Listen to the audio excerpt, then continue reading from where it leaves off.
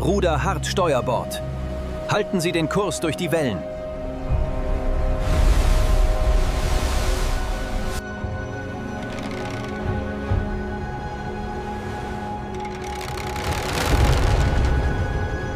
The convoy is heading southeast. Adjust course to intercept. Signaling Group 2 immediately. Emergency dive. Flooding tanks. Watch the depth rudder. Hard to starboard. Evasive maneuvers. Depth charges away. Steady on course.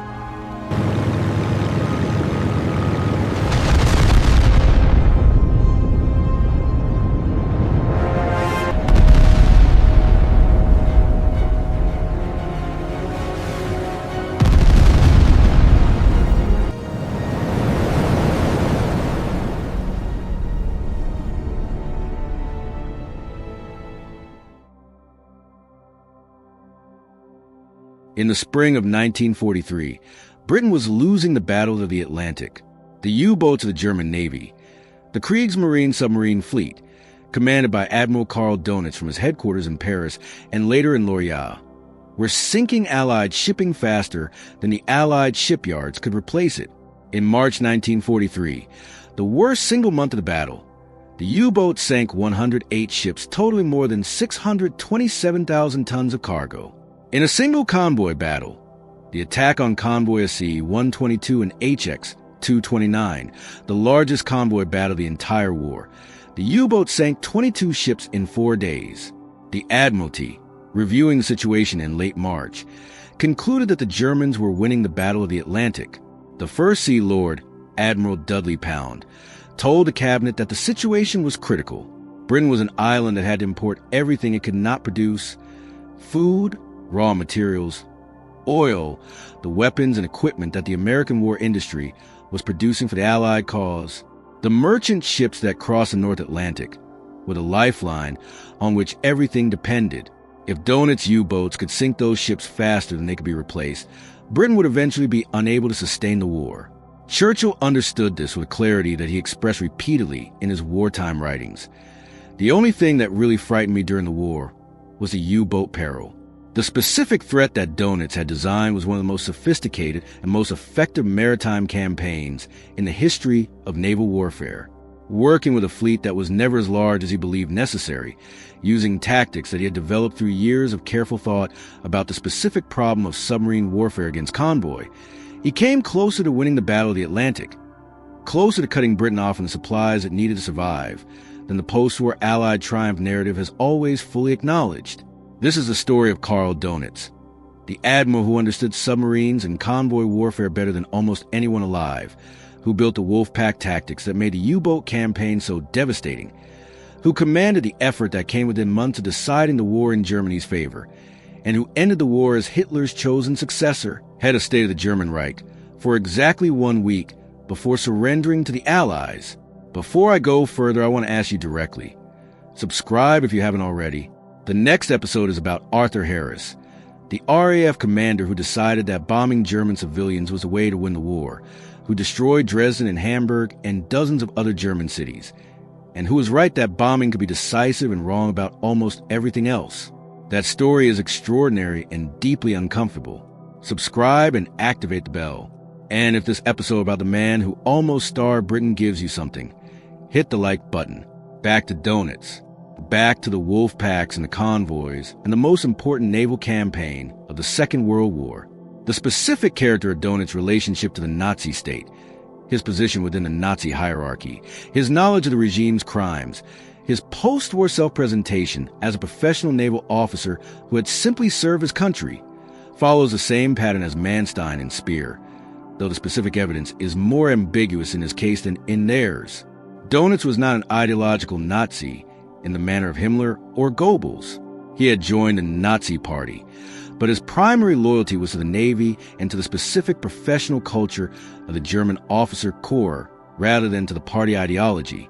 His public statements during the war reflected the specific character of the German naval officer, professionally focused, deferential to political leadership on matters outside a specific professional domain, willing to express the general Nazi ideology in the specific context where it was required without necessarily having deeply internalized it.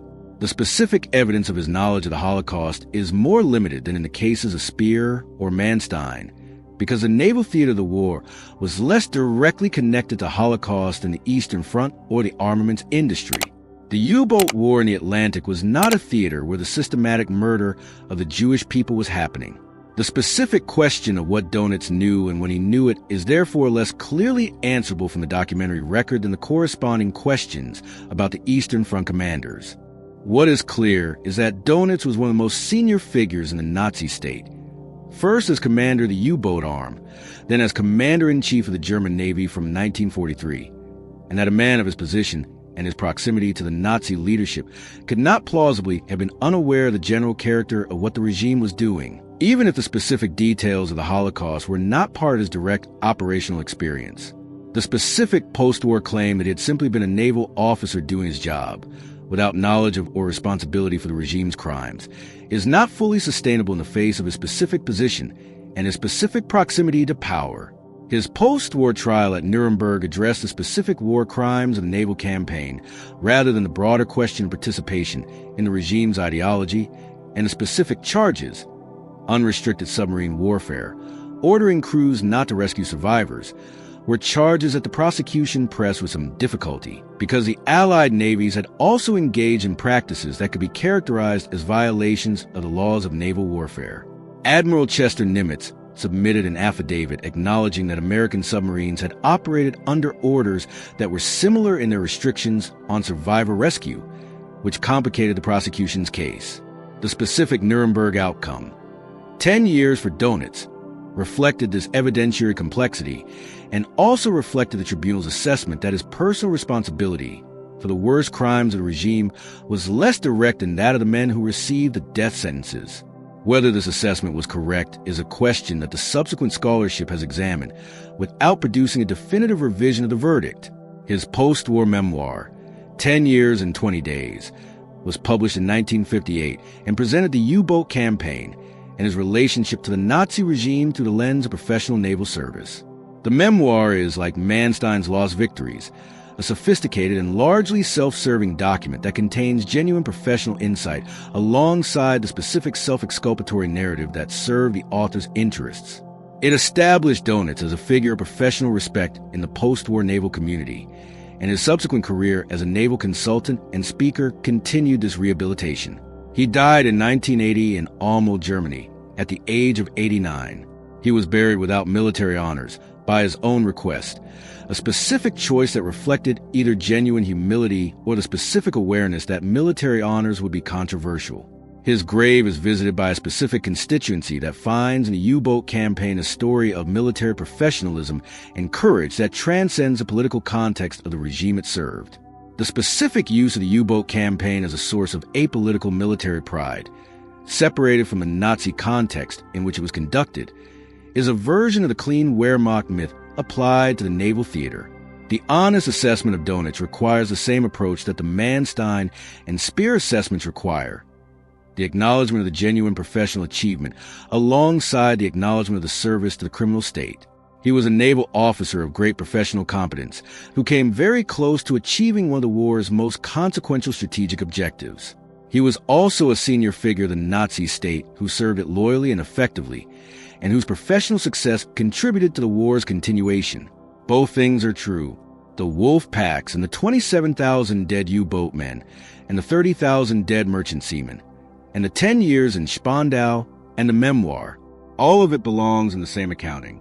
The specific counterfactual that the Dönitz War raises, what would have happened if the wolf packs had succeeded, if Britain had been strangled, if the Atlantic lifeline had been cut, is one that the imagination can engage with and that the historical record cannot answer. Britain did not fall. The convoy route remained open. The supplies continued to cross the Atlantic. And the war ended as it ended, with Germany's defeat, with the Allied victory, and with a specific campaign that had come closest to producing a different outcome, having been defeated by the specific combination of intelligence and technology and courage that the Allied anti-submarine effort assembled. He came very close. That is the honest assessment of the Dönitz War. Very close, and not close enough. The broader strategic question that the Battle of the Atlantic poses, whether Germany could have won the war by cutting Britain's supply lines, is one that the military historians have debated with considerable sophistication, and the debate illuminates the specific character of the campaign in ways that the operational account alone does not capture. The strategic case of the U-boat campaign was, in its essentials, correct. Britain was an island that imported the majority of its food and almost all of its raw materials. The specific tonnages that Britain required to sustain its war economy and its civilian population were known and calculable. If the U-boats could sink more ships than could be replaced, Britain would eventually be unable to continue the war. The specific calculation that Dönitz had made, that 300 U-boats operated continuously in the Atlantic, could sink enough tonnage to bring Britain to the point of strategic collapse, was a real estimate based on real analysis of British import requirements and Allied shipping capacity. His consistent argument throughout the war that he was not receiving the resources necessary to execute the strategy he believed could win was not simply special pleading. The specific evidence, the correlation between U-boat numbers and sinking rates, supported his analysis. The reason the strategy did not succeed was a specific Allied response. The intelligence, the aircraft, the technology that shifted the equation against the U-boats before Dönitz had the numbers he needed. The timing was a decisive factor. If Dönitz had had 300 operational U-boats in 1940 or 1941, before the Allied anti-submarine response had been developed, the outcome of the Battle of the Atlantic might have been different. What he had in 1940 and 1941 was a fraction of that number, and what he had when the numbers approached adequacy in 1942 and 1943 was an Allied anti-submarine response that was rapidly improving. The specific role of American industrial production in deciding the Battle of the Atlantic is worth noting because it illustrates the broader strategic dynamic that Yamamoto had identified in his 1940 letter to the Japanese Navy minister. The American shipyards, once engaged in a war, produced merchant ships faster than the U-boats could sink them. The Liberty ships, the standardized cargo vessels that American industry turned out with increasing efficiency as the war progressed, were produced at rates that eventually made the U-boat campaign mathematically unsustainable regardless of the specific kill rates the submarines were achieving. By 1943, American shipyards were launching more tonnage per month than the U-boats were sinking. The strategic arithmetic had shifted. Dönitz had understood this risk from the beginning.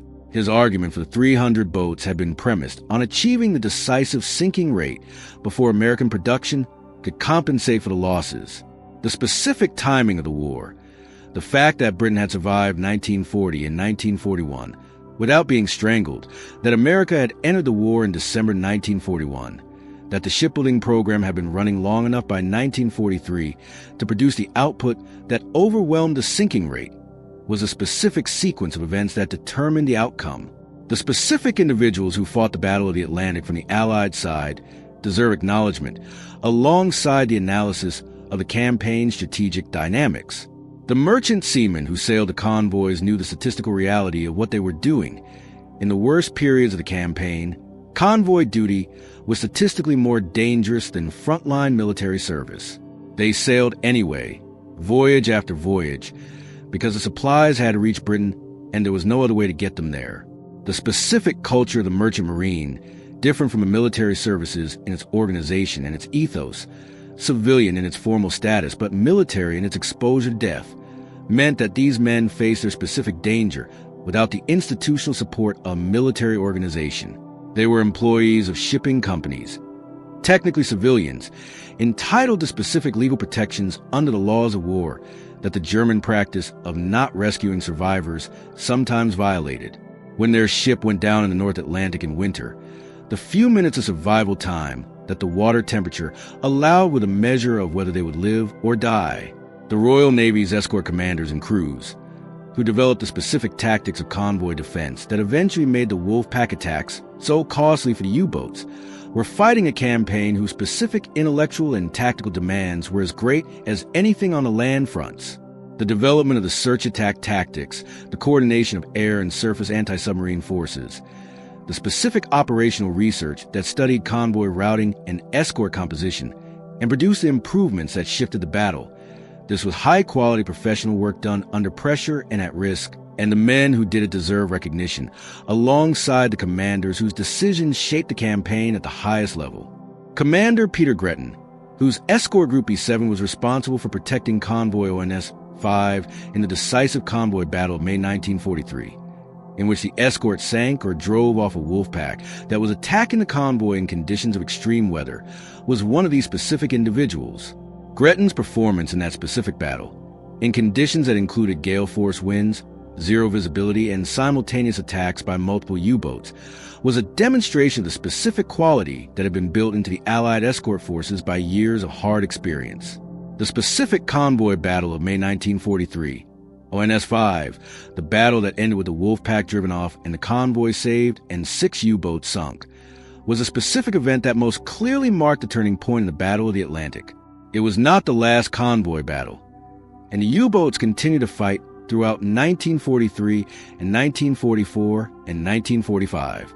But it was a moment when the mathematical equation that Dönitz had been counting on shifted decisively against the wolf packs, and when the specific combination of intelligence, aircraft direction finding, and improved escort tactics that the Allies had been developing finally came together in a way that the U-boat arm could not overcome. Dönitz had designed the wolf packs. Dönitz had commanded the campaign that brought it so close to success.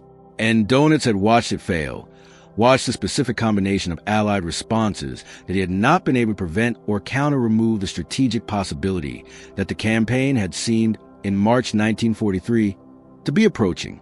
He survived the war. He surrendered Germany. He spent 10 years in Spandau. He wrote his memoir. He died at 89. The wolves had come very close. Britain had survived, barely, by months and by the specific genius of the people who broke the codes and built the aircraft and trained the escorts and sailed the convoys. The margin was real, and it was small. And the Admiral who had designed the campaign that came closest to cutting Britain off from its lifeline spent the last 35 years of his life writing about it, and dying knowing that it had not been enough. The Atlantic is very large. The U-boats are gone. The merchant ships are in museums or on the bottom of the sea.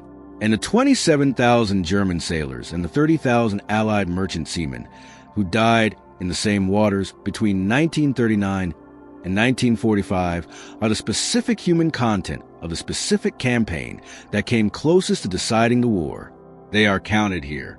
Both sides, the men who went down in the submarines and the men who went down in the merchant ships. Both sets of death belong in the same accounting because they were the human cost of the same campaign. That is the Dönitz War. The wolf packs and the convoys, the 300 boats he needed and the 50 he had, the March 1943 crisis, and the May 1943 turning point, the 1 week as Hitler's successor, the 10 years in Spandau, and the 57,000 men on both sides who died in the North Atlantic. That is the full accounting. The specific human experience of serving in a U-boat, the claustrophobic interior, the noise, the constant threat of depth charges, the specific psychology of men who went out knowing that a majority of them would not come back, is essential to understanding the full human cost of the campaign that Dönitz commanded. A U-boat of the Second World War was approximately 67 meters long and had a crew of between 44 and 56 men, depending on the type. The interior was packed with machinery, weapons, and the minimal living facilities that could be fitted into a hull designed for warfare rather than habitation. Men slept in hammocks or on torpedo racks. Fresh water was severely rationed. The smell of diesel, machine oil, unwashed bodies, and the condensation that formed on every metal surface became the specific sensory environment of patrol that might last weeks. The temperature inside the boat varied between extremes: freezing in the North Atlantic winter, stifling in the summer or in warmer waters. The specific terror of a depth charge attack, which every U-boat crew that survived the war experienced, and which many crews experienced repeatedly, was a form of combat stress that produced psychological damage that the German medical system of the time did not have adequate tools to address. The depth charges were set to detonate at specific depths, sending shock waves through the water that the submarine could feel as physical blows. Light fixtures shattered. Equipment malfunctioned. Men were thrown against bulkheads. The specific noise, the grinding metallic detonation of a nearby charge, was something that survivors described for the rest of their lives as one of the defining sounds of the war. Dönitz understood the psychological dimension of U-boat service with a specificity that reflected his own submarine experience from the First World War. He visited returning crews, held debriefings that were partly operational and partly psychological, maintained a relationship with his commanders that was unusual in its personal quality for a naval officer's rank. The men of the U-boat arm called him the Lion, with an affection that reflected the specific care he showed for their welfare, or at least for the welfare of those who returned. The ones who did not return, the 27,000 men who died in the Atlantic, were the specific human cost of the campaign. The U-boat war had no front line comparable to the land battles of the Eastern Front or Normandy. The front line was everywhere in the Atlantic, and the nature of submarine warfare was such that when a boat was lost, it was generally lost completely. The entire crew, in the specific efficiency of undersea death, went with the boat. The families in Germany who received the official notification that their father or son or husband had been lost in the Atlantic had no grave to visit, no body to bury. The Atlantic was the grave. The specific Allied response to the U-boat campaign, the development of the convoy system, the improvement of the anti-submarine weapons and tactics, the deployment of the very long-range aircraft, and above all the breaking of the naval codes, was one of the most significant Allied achievements of the entire war, and it involved scientists, engineers, intelligence officers, and naval commanders whose contributions have not always received the attention they deserve. The work at Bletchley Park on the German naval codes, Enigma with the additional fourth rotor that the naval variant used, was the essential intelligence foundation on which the Allied convoy routing was based. The specific struggle to break the four-rotor Enigma, which the naval version had introduced in February 1942, producing an almost complete intelligence blackout for 9 months, was one of the most intense cryptanalytic efforts of the war, involving the capture of Enigma machines and code books from German naval vessels, the construction of the bomb machines that automated the search for the daily Enigma settings, and the mathematical work that eventually allowed the four-rotor version to be broken. Alan Turing's contribution to this effort, the mathematical insights that made the bomb machines work, and the specific analysis of the naval Enigma that eventually produced a breakthrough, is one of the clearest examples of the specific relationship between intellectual genius and military outcome that the Second World War provides. Without Turing's work, the naval codes might not have been broken on the timeline that allowed the May 1943 turning point in the Atlantic. Without the May 1943 turning point, the Battle of the Atlantic might have continued at levels that Britain could not sustain. Turing will have his own episode in this series, and the full story of his contribution and its aftermath is one of the most important and most troubling in the entire history of the Second World War. For the purposes of the Dönitz War, the relevant fact is this. The intelligence that defeated the wolf packs was a product of some of the finest analytical minds of the 20th century, applied with specific urgency to a problem that the survival of Britain made urgent in the most literal sense. The very long-range aircraft, the B-24 Liberators that flew anti-submarine patrols over the Mid-Atlantic Gap, were another essential element of the Allied response. The Mid-Atlantic Gap was the area in the Central Atlantic that was beyond the range of land-based aircraft from both sides of the ocean, the specific operational space where U-boats could attack convoys without air cover and where the wolf packs operated with the greatest effectiveness.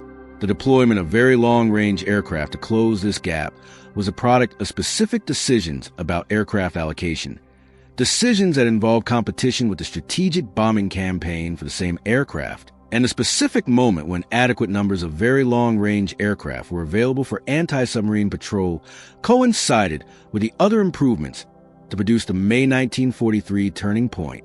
The Huff-Duff high-frequency direction finding was a specific technology that allowed escort vessels to locate U-boats from their radio transmissions. The wolf pack tactics required the submarines to communicate with each other and with Dönitz headquarters by radio, and every radio transmission from a U-boat could be detected and its source located by the direction-finding equipment that the Allied ships and aircraft were increasingly equipped with. The specific vulnerability of the wolf pack tactics, that the coordination that made them effective also made them detectable, was exploited by the Huff-Duff with increasing effectiveness as more escort vessels were equipped with the technology. The development of the Hedgehog, the ahead-throwing anti-submarine weapon that could be fired while the escort vessel maintained sonar contact with the submarine, rather than losing contact during the depth charge run, and the improvement of depth charge patterns and detonation settings were additional elements of the anti-submarine improvement that contributed to the May 1943 turning point. No single technological development was decisive alone. The combination of multiple improvements, intelligence, aircraft, direction finding, weapons, was what produced the turning point. Dönitz's response to the May 1943 crisis, the withdrawal of the U-boats from the North Atlantic and the accelerated development of the new submarines and weapons, was professionally competent in the specific sense that he recognized the situation and responded to it rationally. He told Hitler the truth. The losses were unsustainable. The technology advantage had shifted to the Allies, and the U-boat arm needed time and new equipment before it could resume the campaign effectively. Hitler accepted this assessment, which was unusual for a leader who generally responded to military setbacks with demands for increased effort rather than rational adaptation. The specific relationship between Dönitz and Hitler, which was one of the closer relationships that Hitler maintained with any of his senior military commanders, gave Dönitz an institutional position that made it easier to deliver unwelcome news than other commanders found it. The relationship had developed partly through Dönitz's consistent professional loyalty and partly through the specific character of the U-boat campaign, which was, in the specific terms of the Nazi state's propaganda, exactly the kind of heroic struggle against overwhelming odds that the regime valued and celebrated. The U-boat men were propagandized as the gray wolves of the Atlantic, and the specific courage of crews who sailed knowing the casualty rate was genuinely extraordinary was a real quality that the propaganda was not simply inventing.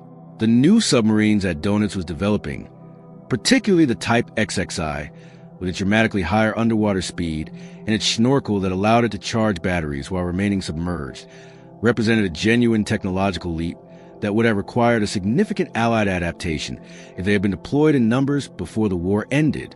The Type XXI was not a weapon that the existing Allied anti-submarine systems could easily defeat. Its deployment was delayed by the Allied strategic bombing campaign that disrupted the German shipbuilding program, and by the specific decisions about production priorities that Speer's armaments ministry was managing. The specific irony of the Allied strategic bombing campaign's role in defeating the U-boat, the same campaign that critics have argued did not by itself decisively affect German war production, is one of the more instructive details of the Dönitz story. The bombing did not defeat Germany's industrial production in the aggregate, but imposed specific delays on specific programs, including the U-boat construction program, that had specific consequences for the Battle of the Atlantic. The Type XXI submarines, if they had been available in numbers in 1944 rather than in 1945, might have changed the equation in the Atlantic in ways that the existing Allied anti-submarine capability could not easily have addressed. They were not available in 1944. The war ended before they could be deployed in numbers. The Battle of the Atlantic was won before the technology that might have reversed the May 1943 turning point could be brought to bear. The final accounting of the Dönitz War requires acknowledging both what the campaign achieved and what it cost. It achieved the near strangling of Britain's supply lines and the sinking of approximately 2,400 Allied merchant ships. It cost approximately 27,000 German U-boat men their lives, a casualty rate of 68% that was the highest of any major military branch in the war. It cost approximately 30,000 Allied merchant seamen their lives in the North Atlantic waters. These numbers are the human content of the longest campaign of the Second World War.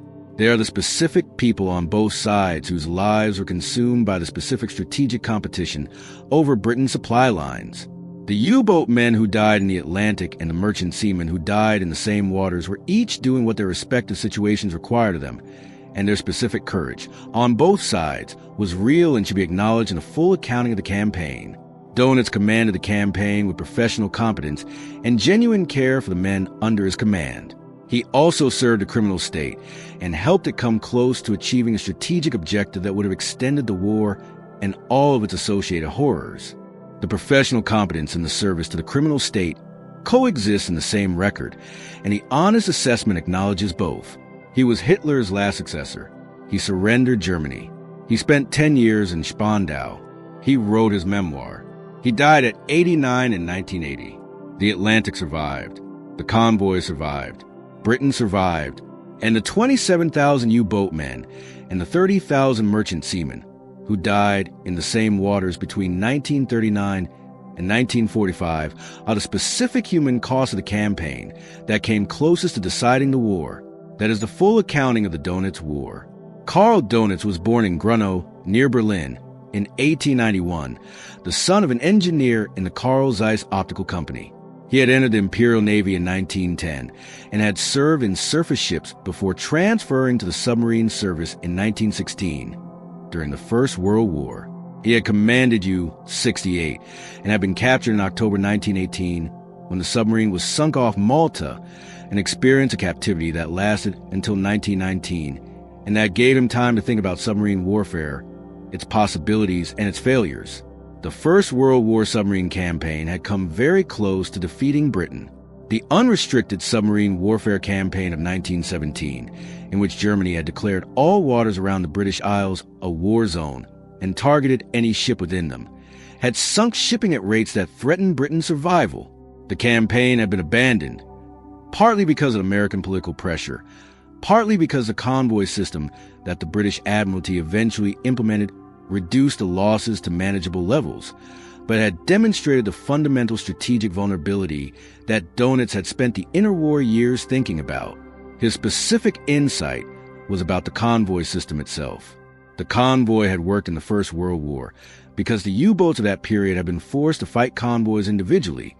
A single submarine attacking a convoy that was protected by escort vessels. The specific problem of the single submarine was that it was outnumbered and outgunned once the convoy detected it. The convoy system worked because the escorts could hunt and destroy a submarine that had been detected. Dönitz's solution was a wolf pack, the coordinated attack of multiple submarines against a single convoy. Instead of a single submarine hunting a convoy, a group of submarines would be deployed across a broad area. One submarine would locate a convoy and shadow it while calling the others, and the pack would attack simultaneously from multiple directions. Multiple simultaneous attackers overwhelmed the convoy's escort. The escorts could not be in all the places where the submarines were attacking at once. The wolf pack concept required something that submarine warfare had not previously required: real-time communication between submarines at sea. Dönitz headquarters would coordinate the pack, directing individual submarines to positions and orchestrating the timing of the attack. The submarines would communicate with each other and with headquarters through radio, a requirement that, as the war progressed, became one of the wolf pack's most significant vulnerabilities because the radio communications could be intercepted and decoded. But in the early years of the war, before Allied signals intelligence had broken the German naval codes and before the anti-submarine technology that eventually defeated the U-boat had been developed, the wolf packs were devastating. The Battle of the Atlantic went through phases that reflected the shifting advantage, the happy time of 1940 to 41, when the U-boats were sinking ships faster than the escorts could respond, followed by periods of Allied adaptation and German counter-adaptation, followed by the crisis of March 1943 that seemed to be the moment when Germany's submarine campaign might actually achieve its strategic objective. Dönitz had begun the war with 57 U-boats, of which only about 22 were suitable for operations in the Atlantic at any given time. He had argued before the war and throughout its early years that he needed 300 U-boats to cut Britain's supply lines decisively, that the campaign with 57 boats was making Britain bleed, but not killing her.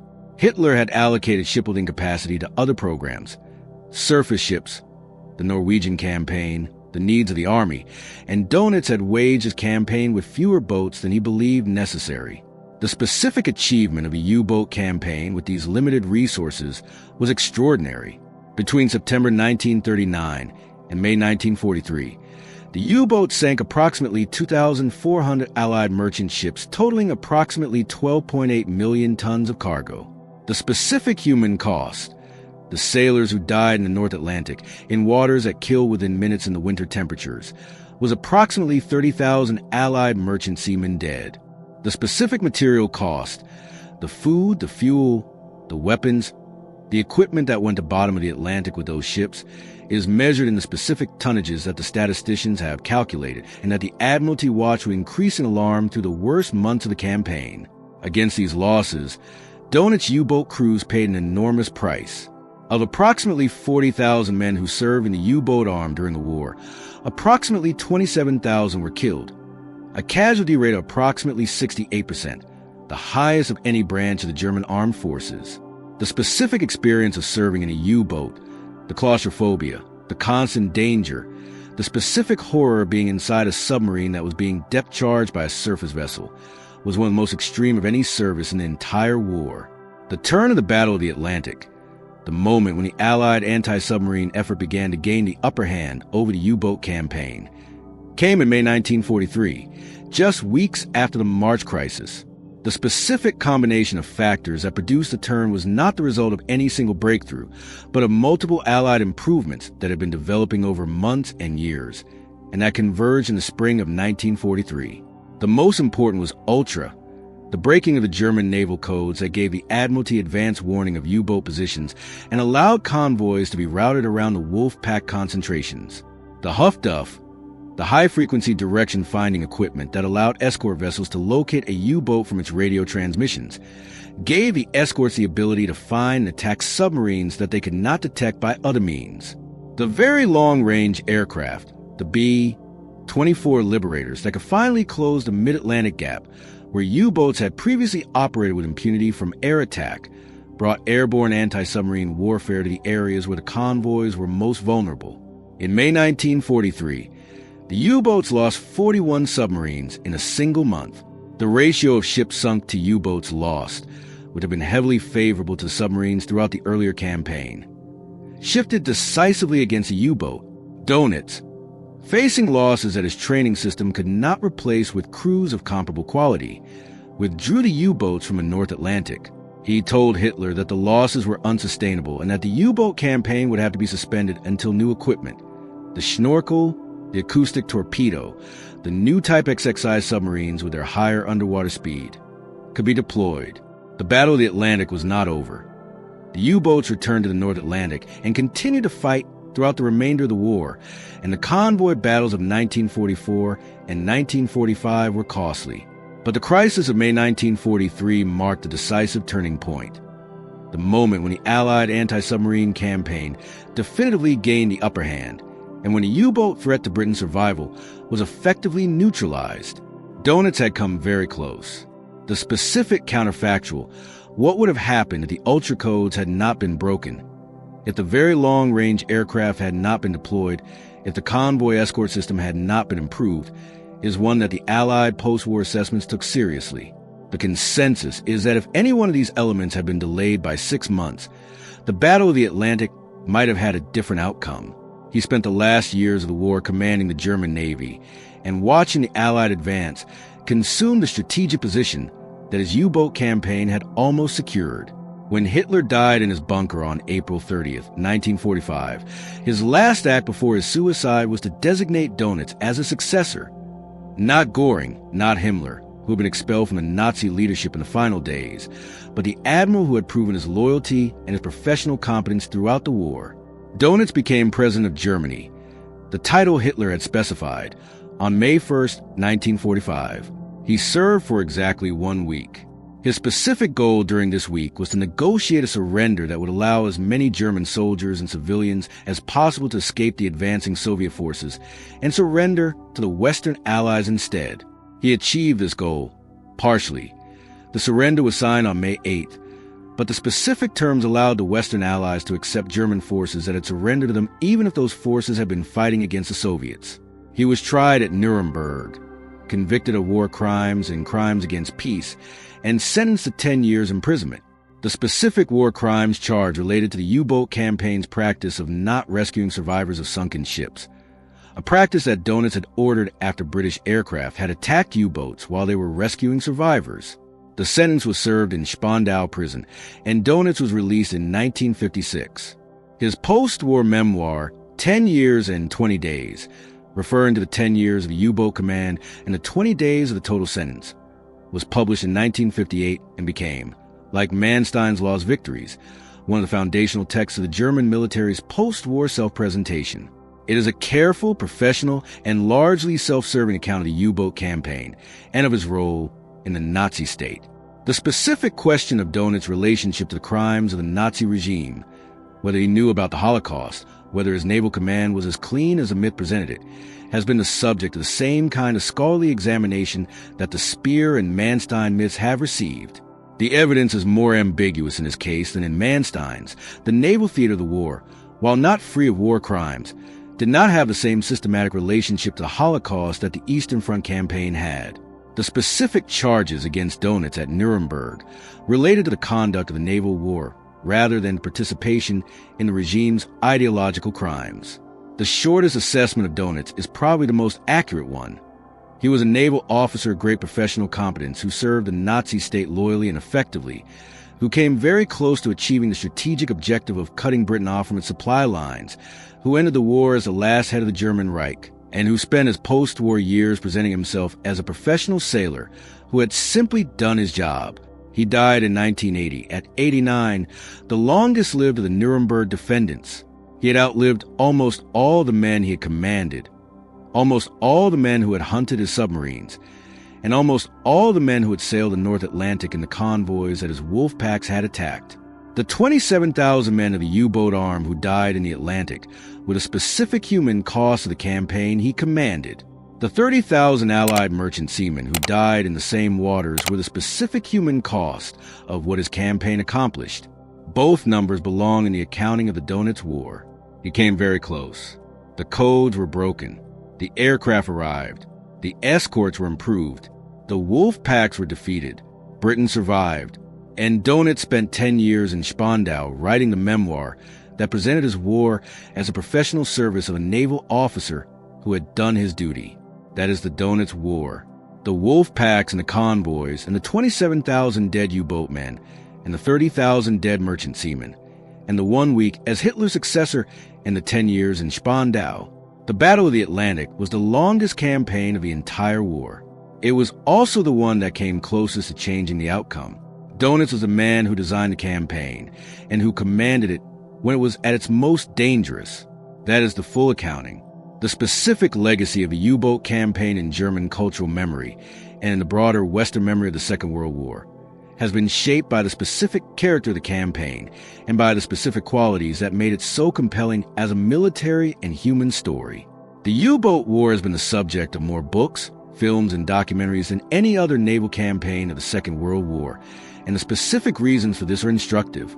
The campaign has the specific narrative qualities that make compelling storytelling. The small crew in confined space, the hunt and the hunted, the specific intimacy of a fighting unit that cannot avoid close quarters with its members, the specific drama of the depth charge attack that makes every patrol a life or death encounter. The film Das Boot, based on Lothar Gunther Buchheim's novel, directed by Wolfgang Petersen, released in 1981, is one of the most celebrated war films ever made, and its specific achievement was to bring the interior experience of a U-boat patrol to a general audience with fidelity to the physical and psychological reality that was genuinely extraordinary.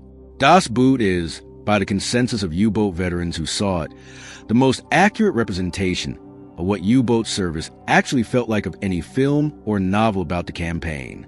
The specific conditions, the noise, the smell, the claustrophobia, the specific terror of the depth charge, are rendered with documentary accuracy that reflects Buchheim's specific experience as a war correspondent who sailed on U-96 during a patrol in 1941. The film's specific achievement is to make the audience experience the U-boat from the inside, to put the viewer in the position of the crew, uncertain whether they will survive, fighting a campaign that they understand is probably not going to end well for Germany, serving professionally in conditions of extreme difficulty.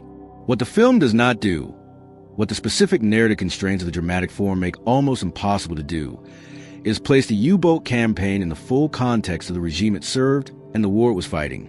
The crew of Das Boot are presented as ordinary German men doing their professional duty in conditions of extreme danger, and the specific sympathy that the film generates for them is genuine and appropriate. They were ordinary men in those conditions, but the regime they served and the strategic purpose of the campaign they were fighting are present in the film as a distant background, rather than as a specific context that shaped everything they were doing. The specific tension between the human sympathy that the U-boat campaign generates and the political context in which it occurred is one that the German cultural memory has navigated in specific ways. The U-boat arm became, in the post-war German collective memory, a symbol of military professionalism and personal courage that could be honored without the specific confrontation with the Nazi regime that the Eastern Front campaign required. The Grey Wolves of the Atlantic were fighting a campaign that could be understood in terms of the universal experience of men in danger, the specific claim of universal human solidarity across the lines of war that the Das Boot narrative enables, rather than in terms of the specific ideological character of the regime they served. This specific cultural use of the U-boat campaign, the separation of the military professionalism and personal courage of the crew from the political context of the war they were fighting, is a version of the clean Wehrmacht myth applied to the naval theater, and it is not entirely dishonest in a way that the Eastern Front version of the myth was. The U-boat campaign was not, in the same direct way as the Eastern Front, a campaign in which the specific crimes of the Nazi regime were being committed by the men conducting it. The U-boat crews were not participating in the Holocaust. They were fighting a naval campaign with the specific methods that naval warfare of the period required. But they were fighting in service of a criminal state and the specific strategic objective of their campaign. Cutting Britain off from its supply lines, forcing Britain to surrender, was in service of the continuation of Nazi rule over occupied Europe and the continuation of the Holocaust that the Nazi regime was simultaneously conducting. The specific separation of the military campaign from its political context is not sustainable as a complete description of what the U-boat war was and what it served. The honest memory of the U-boat campaign requires holding both dimensions, the genuine courage and professionalism of the crews and the political context of the regime they served, in the same frame. The 27,000 men who died in the Atlantic deserve to be acknowledged as the specific human beings they were, young Germans who served in conditions of extreme danger and who died in the sea. They also served a criminal state, and the strategic objective they were fighting for was the continuation of that state's power. Dönitz commanded them. He built the Wolfpack tactics. He came very close. He failed. He spent 10 years in prison. He died at 89. And the wolves of the Atlantic, the gray shapes in the dark water, the depth charges in the convoys, and the 57,000 dead on both sides are the human content of the campaign that came closest to deciding the Second World War in Germany's favor. That is the Dönitz War. All of it belongs in the accounting. The specific comparison between the Battle of the Atlantic and the other great naval campaigns of the Second World War, the Pacific carrier battles, the destroyer actions around Guadalcanal, the Mediterranean convoy fighting, illuminates what was distinctive about the Atlantic campaign and why it has a specific strategic significance that Churchill's description of it as the only thing that really frightened him captures. The Pacific campaigns were strategically decisive in the sense that they determined which naval power would control the Pacific Ocean. But Britain's survival in the Atlantic was more fundamentally a matter of national survival. The specific dependence of an island nation on imported supplies made the Atlantic campaign an existential question in a way that the Pacific campaigns were not. A Britain that could not import enough food would be unable to continue the war regardless of what was happening in every other theater. The specific strategic weight of the Atlantic campaign reflected this existential character. The Mediterranean campaigns, the convoy battles that sustained or failed to sustain Malta, the fighting that accompanied the North Africa landings, were also conducted under conditions of supply vulnerability, but the Mediterranean was a more contained theater with strategic significance of individual convoy battles, while high, did not reach the existential level of the North Atlantic.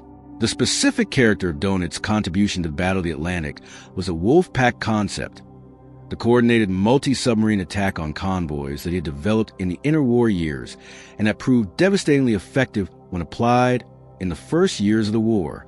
Without the Wolfpack tactics, the Battle of the Atlantic would have been a less dangerous campaign.